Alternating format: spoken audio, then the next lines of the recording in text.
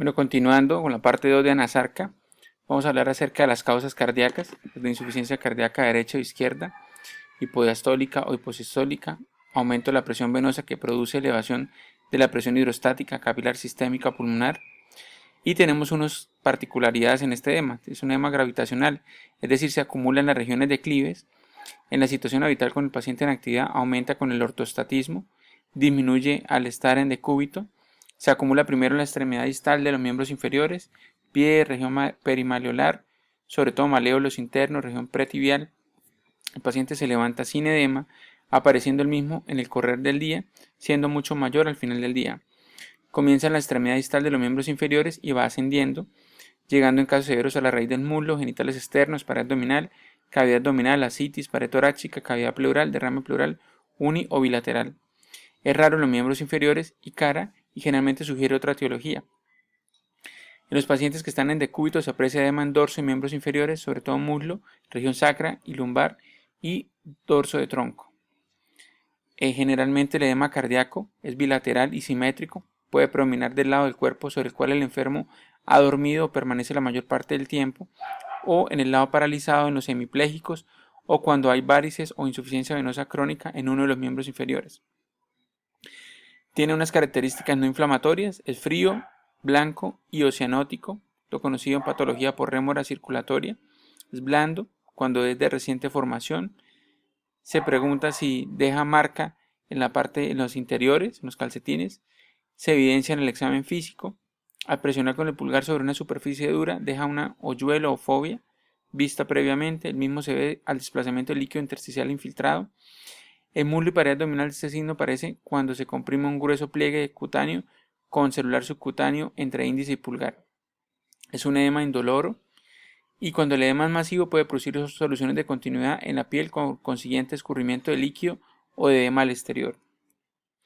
Algunos fenómenos acompañantes, entonces aumento de peso, ya antes de hacerse clínicamente evidente, existe un aumento de alrededor de 3 a 5 kilogramos en la etapa de preedema, puede estar asociado a oliguria o disminución del volumen urinario, una diuresis menor de 500 mililitros por 24 horas, con nocturia, es decir, con misión o con orina más frecuente en la noche, y nicturia, mayor volumen urinario durante la noche que en el día.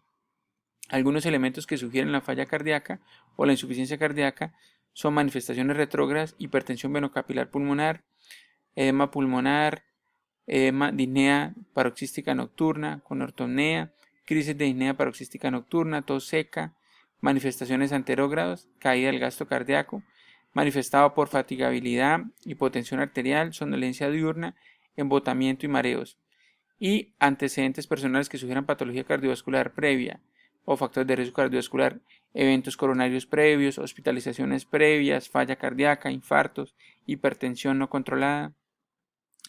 Al examen físico, entonces a la inspección, se aprecia una tumefacción de las regiones afectadas, tomando los miembros un aspecto cilíndrico que borra los relieves y depresiones normalmente existentes.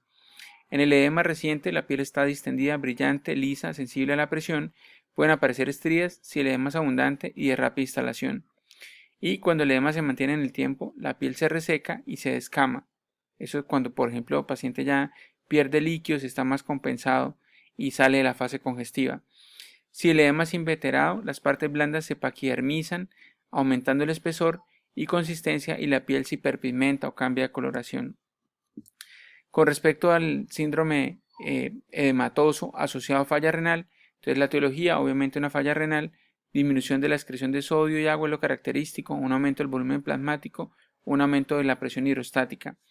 Puede haber proglomerulopatías, un síndrome nefrótico que es característico por una pérdida de proteínas de más de 3.5 gramos en orina de 24 horas, edemas generalizados, puede estar también con un síndrome nefrítico, en el cual lo que predomina es la hipertensión arterial, puede haber proteinuria, pero es menor al rango de 3.5 gramos.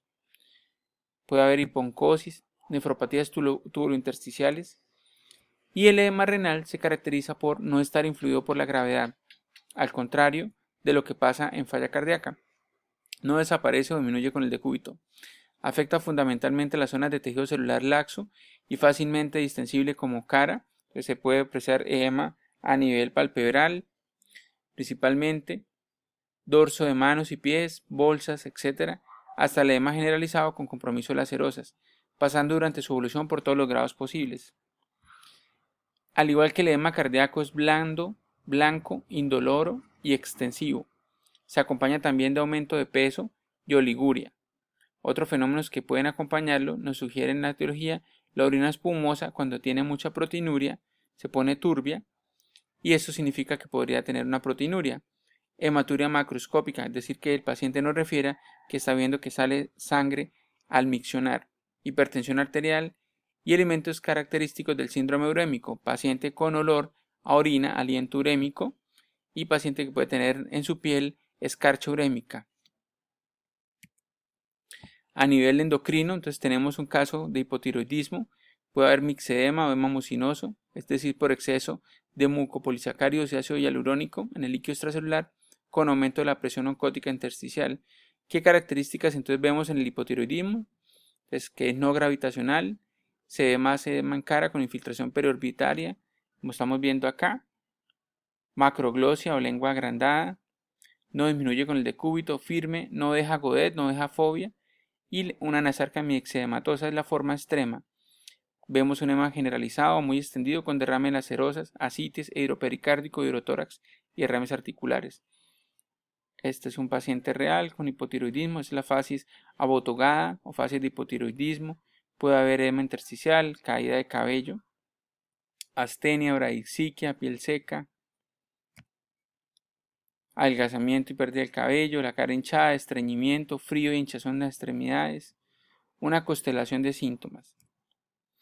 Tienen que evaluar la tiroides. Aquí ustedes ven, por ejemplo, un bocio asimétrico más de compromiso del lado derecho. Usted le puede pedir al paciente que pase saliva para evaluar cómo puede presentar aumento de esta zona del bocio. Aquí hay otros ejemplos de bocio. Entonces usted le puede pedir al paciente pase saliva. Del pasar saliva hace ascenso de la masa tiroidea. Otras causas hepáticas como la cirrosis, hay retención renal de sodio, disminución de la síntesis de proteínas.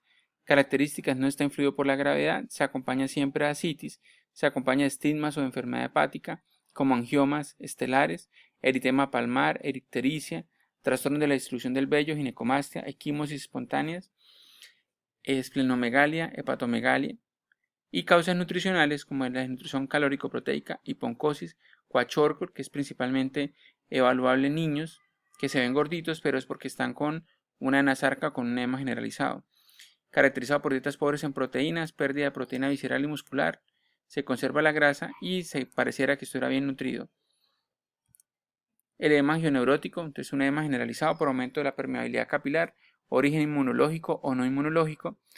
Podemos tener un edema anafilactoide o alérgico, posterior exposición o reexposición a antígenos sobre un terreno atópico, por fármacos como aspirina, principalmente penicilina, alimentos, camarones principalmente, picaduras de insectos, sueros heterólogos, un edema anafilactoide con mecanismo no inmunológico por drogas, contrastes yodados, conservantes, un edema anafilactoide idiopático. En 70% de los casos no se puede identificar la causa o agente desencadenante, y uno hereditario, que es un terreno atópico personal o familiar, es de instalación rápidamente progresiva, característico en el edema de glotis, y se acompaña de urticaria o lesiones generalizadas en la piel. Recordemos que la mejor preparación para mañana es hacer siempre el trabajo de hoy supremamente bien.